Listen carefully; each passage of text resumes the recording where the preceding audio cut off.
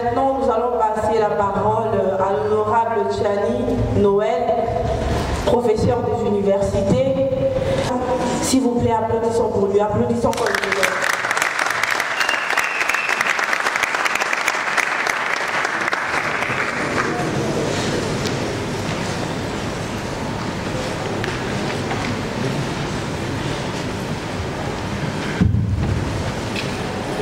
Bonjour tout le monde. Pour cela, je voudrais vous demander, tous les étudiants, mettez-vous debout. Parce que vous êtes venus ici pour qu'on puisse célébrer votre jour d'obtention du diplôme de fin d'études secondaires. Je veux vous féliciter et vous demander de crier très fort. Enfin, nous y sommes arrivés.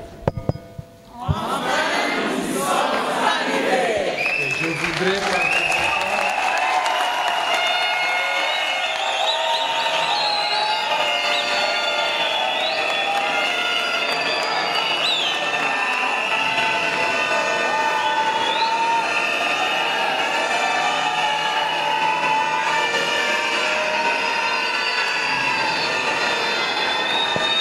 Très bien, très bien, très bien. Asseyez-vous, asseyez-vous. Ce moment est très important pour vous, personnellement, mais aussi pour vos familles, qui en ont connu de toutes les couleurs, qui se sont sacrifiées pour vous permettre d'étudier et d'arriver à terminer vos études.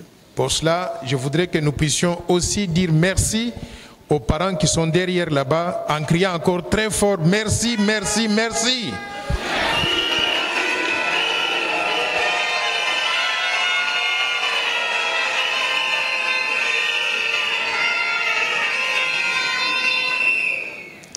Nous devons enfin dire merci à Dieu Tout-Puissant, qui a fait que nous soyons tous en bonne santé et vivants aujourd'hui, malgré la pandémie de Covid-19 qui a littéralement déraciné le monde entier et qui a emporté beaucoup de nos compatriotes ici en République démocratique du Congo.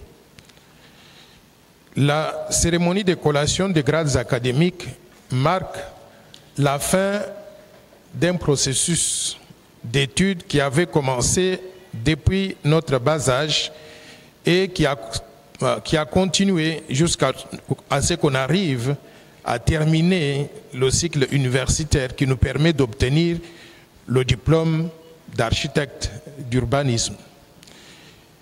Je voudrais particulièrement souligner l'importance de votre école. Moi, je n'ai pas eu l'occasion d'être architecte ou d'être urbaniste. J'ai étudié l'économie, ce sont les sciences sociales. Mais vous, vous avez fait l'architecture et l'urbanisme. Peut-être que vous n'êtes pas conscient de l'importance que vous représentez pour notre pays. Vous avez entendu tout récemment, lors du passage du chef de l'État au centre de la République, il avait déclaré deux petits mots qui ont littéralement bougé toute la République. Il avait dit « Mboke Koufi ». Et tout le monde s'est agité à commenter cela. Mais quand les gens réagissaient à cette petite phrase-là, moi je me suis dit, mais ils étaient où lorsque moi j'ai présenté le plan Marshall? J'ai présenté le plan Marshall pour la reconstruction et le développement de la RDC en 2018, avant les élections présidentielles. Et dans le plan Marshall, avant de le présenter, j'avais fait le diagnostic de la situation du pays. Qu'est-ce que j'avais trouvé? J'avais trouvé que notre pays manquait d'infrastructures de base dans tous les domaines. On n'a pas d'eau, on n'a pas d'électricité, on n'a pas de routes intégratrices, on n'a pas de chemin de fer, on n'a pas d'aéroport moderne, on n'a pas de logement décent, nous n'avons absolument rien. Il faut être au centre-ville de Kinshasa quand il pleut pour que vous puissiez vous rendre compte qu'en réalité notre pays a été détruit. Il a été détruit au fil des années parce que nous n'avons pas urbanisé, nous n'avons pas construit des infrastructures à même de répondre aux besoins de développement de ce pays. Maintenant, vous pouvez appeler cela comme vous voulez et chacun de nous peut utiliser le langage qu'il pense est approprié pour capter l'imagination de ceux qui l'écoutent. C'est ainsi que le chef de l'État avait dit Mboke Koufi. Mais moi qui parle du plan Marshall, quand vous dites que nous avons besoin de reconstruire notre pays à partir de zéro, qu'est-ce que cela veut dire? Ça veut dire la même chose en réalité. Donc, pour reconstruire le pays, personnellement, je pense que nous avons besoin de nous appuyer des gens qui sont des professionnels. Des professionnels, c'est-à-dire des architectes distingués, des urbanistes de qualité, qui peuvent regarder le pays, se dire que ce que nous avons aujourd'hui ne nous convient pas, mais nous devons construire un monde meilleur dans lequel nous pouvons vivre décemment. Et pour cela, nous avons besoin de quoi? Que les architectes conçoivent les plans d'architecture, les urbanistes aussi, et qu'on puisse construire ce pays-là petit à petit, chaque jour, jusqu'à ce qu'on arrive à un pays où il fait bon vivre partout. Dans le cadre du plan Marshall que j'ai conçu pour la République démocratique du Congo, j'ai imaginé la construction de 244 villes et villages modernes, c'est-à-dire sur l'ensemble du territoire national, de façon telle que celui qui est de Aru puisse vivre dans les mêmes conditions que celui qui est de Ngandajika ou de Nkamba ou de Boende, ainsi de suite sur l'ensemble du territoire national. Mais pour faire ce travail-là, pour qu'on arrive aux mêmes conditions de vie partout, nous avons besoin de qui? De vous les architectes et les urbanistes.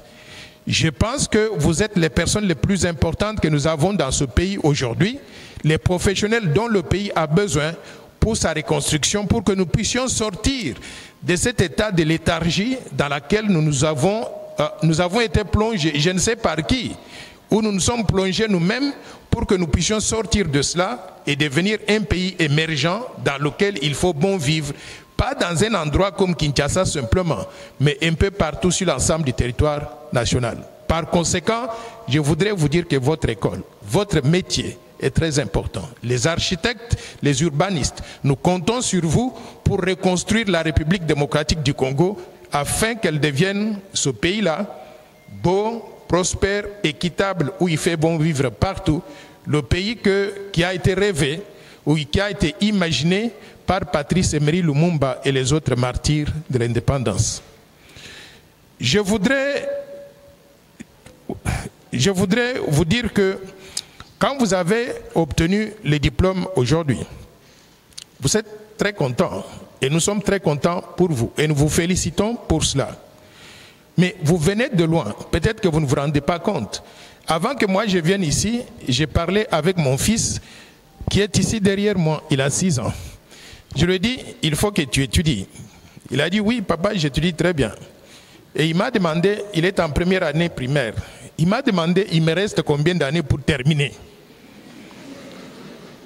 J'ai essayé de lui expliquer combien d'années il lui reste. Je lui ai dit, après l'école primaire, vous allez faire l'école secondaire, et vous allez faire l'université, et si vous voulez devenir comme moi, vous allez faire des études post-universitaires. Donc, j'ai étudié jusque littéralement à l'âge de 30 ans, sans interruption. Pourquoi? Parce que je voulais devenir le meilleur dans mon domaine. En ce qui vous concerne, vous avez obtenu le diplôme. Ne pensez pas que c'est la fin du monde. Nous sommes très heureux pour ce que vous avez réalisé. Mais si vous voulez exceller, devenir mieux que ce que vous êtes aujourd'hui, n'arrêtez pas d'étudier.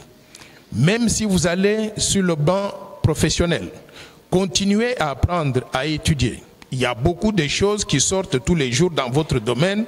Essayez d'être à la pointe de la technologie pour qu'à tout moment, vous soyez parmi les meilleurs. Donc, étudiez, étudiez, étudiez.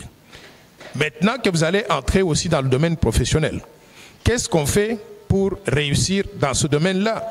Vous pouvez être 10 dans la classe, vous commencez à travailler dans la même entreprise, 10 ans plus tard, il reste une seule personne qui est au sommet de la gloire, tous les autres ont abandonné ou bien sont allés faire autre chose. Cette personne-là qui a réussi, il y a des choses qu'il a faites pour y arriver. Qu'est-ce qu'il a fait? Il a continué à se perfectionner, donc à étudier, mais il a travaillé beaucoup plus que tout le monde. Quand tout le monde, pendant la journée, travaille pendant 8 heures, ne vous arrêtez pas à la fin de 8 heures. Travaillez pendant 14 heures, 16 heures, chaque jour, pendant le reste de votre vie, pour que vous puissiez devenir meilleur, exceller et réussir. Donc je vous exhorte à faire cela pour que vous puissiez donc aller de l'avant. Mais en plus de cela, il n'y a pas que le travail et les connaissances professionnelles. Il faut aussi garder ce que j'appelle l'intégrité. Notre pays est plein d'antivaleurs. Des gens qui vont au travail pour détourner les fonds publics, pour voler, pour corrompre, pour avancer en ayant des faveurs à gauche, à droite. Si vous êtes ce genre de personne-là, vous pouvez réussir pendant 1 an ou 2. Mais la 3e année, devinez où? Je ne veux pas citer le nom de la personne. Vous serez à Makala et vous allez faire des démarches pour sortir, pour fuir du pays afin d'aller vous réfugier à l'étranger. Enfin, je voudrais vous dire aussi qu'au-delà des valeurs que vous avez, vous devez montrer l'amour envers vous-même. Si vous vous aimez et vous aimez votre famille, cela va vous épargner de faire certaines antivaleurs. Parce que vous devez vous regarder dans le miroir. Est-ce que vous voulez que les enfants vous voient à la télévision demain, vos propres enfants ont dit voici la personne qui a volé les fonds de la République? Non. Vous devez vous aimer votre famille. Mais au-delà d'aimer votre famille, je vous exhorte à aimer votre pays. L'amour du pays n'a pas de prix. L'amour du pays se manifeste de différentes façons. Soit vous faites le travail que le pays attend de vous, mais au-delà de cela aussi, l'amour du pays, c'est défendre la souveraineté nationale. Et je voudrais vous dire ce que ça veut dire défendre la souveraineté nationale. C'est-à-dire protéger votre pays contre toute invasion étrangère, contre toute infiltration au sommet de l'État ou dans des fonctions de souveraineté.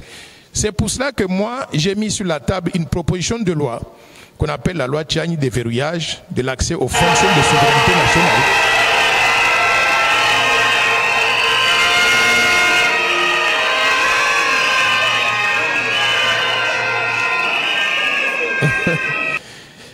Alors, ce que ça veut dire, c'est quoi? Ça veut dire simplement que nous devons faire en sorte que les fonctions qui sont essentielles pour le fonctionnement normal de notre pays, que ces fonctions-là reviennent aux gens dont nous sommes sûrs de la loyauté à 100% à l'égard de notre pays. Cela ne veut pas dire que les autres qui ne sont pas loyaux 100% à notre pays ne sont pas nos compatriotes. Ils sont tous congolais. Mais nous voulons faire la distinction en disant simplement pour quelques fonctions, c'est-à-dire président de la République, président du Sénat, président de l'Assemblée nationale, les hauts magistrats de la République, le président de la Commission électorale nationale indépendante CENI, l'administrateur de l'ANER, le directeur général des migrations, mais aussi le haut commandement militaire et le haut commandement du commissariat général de la police, les gouverneurs des provinces. Ces fonctions-là, le Premier ministre et les ministres régaliens-là, ces fonctions-là doivent revenir aux Congolais qui soient nés de père et de mère congolais. Pas que les autres ne sont pas congolais. Tout le monde est congolais. Nous voulons nous assurer simplement que ces fonctions-là reviennent aux gens qui n'ont pas de loyauté partagée entre la RDC et un autre pays comme le Rwanda, le Burundi, l'Ouganda, la Zambie ou n'importe quel autre pays. Mais tous ceux qui sont des Congolais, c'est-à-dire nés de père ou de mère congolais, restent tous congolais. C'est sur ça que je voudrais vous exhorter, défendez la souveraineté nationale, parce que c'est le bien le plus précieux que nous avons pour la pérennité et la continuation de la République démocratique du Congo en tant que pays. C'est sur ça que je voudrais vous féliciter encore une fois pour l'obtention de votre diplôme, vous souhaiter plein succès dans l'avenir et surtout vous exhorter à rester 100% congolais, de père et de mère. Je vous remercie.